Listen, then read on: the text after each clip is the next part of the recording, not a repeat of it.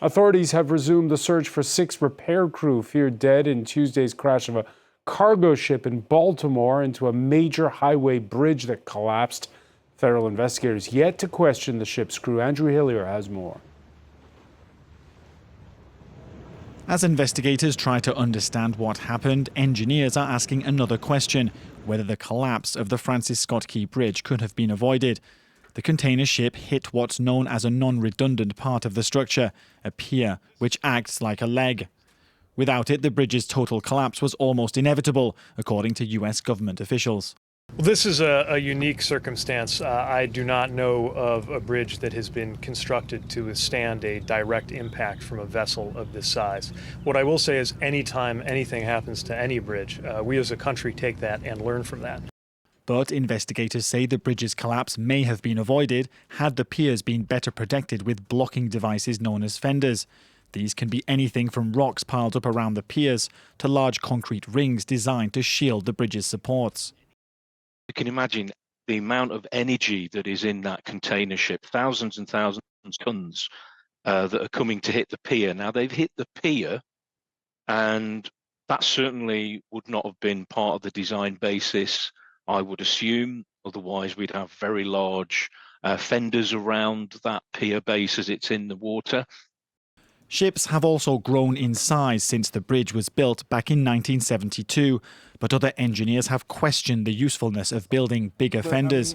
They say the best line of defence is to prevent ships from getting dangerously close to the bridge itself so that the collision never happens in the first place. For more, let's go to Antwerp. Thierry Vanelslander is professor at the Department of Transport and Regional Economics of the University of Antwerp. Many thanks for speaking with us here on France 24. Good evening. What strikes you when you hear that report? The size of the ship, or the fact that it doesn't have those buoys or rocks around the base of the bridge there? Yeah, well, of course, having better protective gear, let's say, like fenders, rocks, etc., would help. But the best thing one could do is to avoid that ships get near anyway. And a good thing to do there, or to help there, would be that there is more automation, more use of sensors, more use of digital solutions also, which warn if something like this is happening. And that's not yet the case today, very often in the shipping business.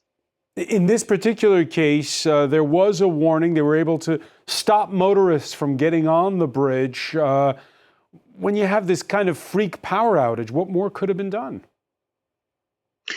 Well, I think digitalization could solve a lot here, in the sense that, of course, somebody knows that the ship is drifting in the direction of the bridge. So if a very quick warning is given, that would require a very quick exchange of information. Technically, that's possible, but in reality, it's not done yet. The exchanges don't happen yet.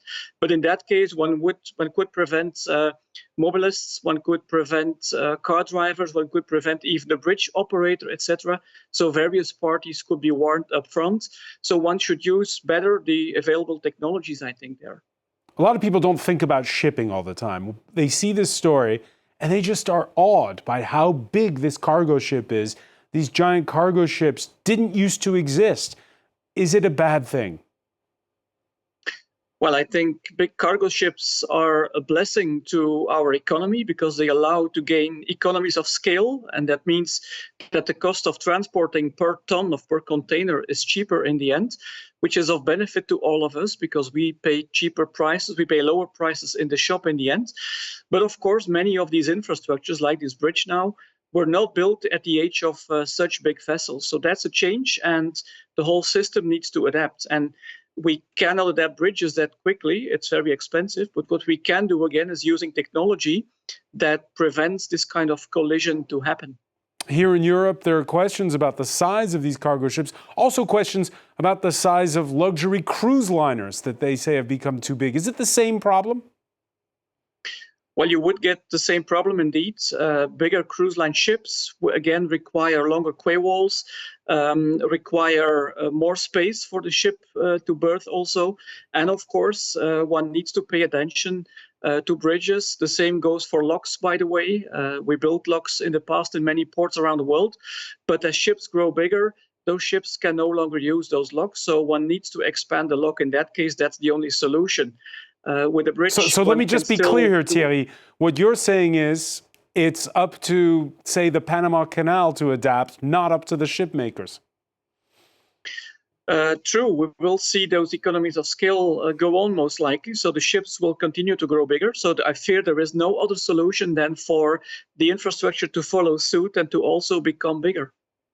Even when we have situations like ships getting stalled, like we saw in the Suez Canal a couple of years back? Well, this was a first big case, let's say, the Evergreen vessel indeed that got stuck, the Ever Given, in the Suez Canal. This was only one example, and we can assume that this will happen more often. Maybe the risk will go down as we start using more digital technologies, sensors, etc., to warn. But the damage, if something happens, of course, will always be bigger. Thierry Vanelslander, stay with us because I'm going to turn now to Camille Knight, our business editor. Camille, we've talked about the size of the ships. How about the disruptions to global supply chains when you have an incident like this? Exactly. So the collapse of the bridge in Baltimore represents a major economic blow to the port city and to several key industries that rely on it for a significant portion of their commerce. The collapse of the bridge has shut down two key regional arteries. The bridge itself, which has on average 11 million vehicles on it every year, but also the port of Baltimore, which is the 11th largest in the US and the primary port for the auto industry. Experts do say, though, that the impact on the country's economy as a whole will be minimal. Brian Quinn takes a closer look. The Francis Scott Key Bridge, now a barrier for a key shipping lane. The Port of Baltimore is expected to be closed indefinitely as authorities investigate the collision that caused its collapse and work to clear the wreckage. It's critically important to our economy. It affects many, many jobs. It affects not only jobs here in Maryland, but around the country and world. Last year, the port processed over 52 million tons of foreign cargo worth some $80 billion. Each day it's shut down, a $217 million trade loss. And while Baltimore handles just 3% of container volume for the East and Gulf coasts, it's the top U.S. port for automobile imports and exports. Nearly 850,000 vehicles passed through last year. The port is also crucial for energy exports, shipping some 20 million tons of coal per year, most to India. It's a key lifeline for the local economy as well, accounting for more than 15,000 direct jobs and nearly 140,000 indirect jobs, generating $3.3 billion in personal income.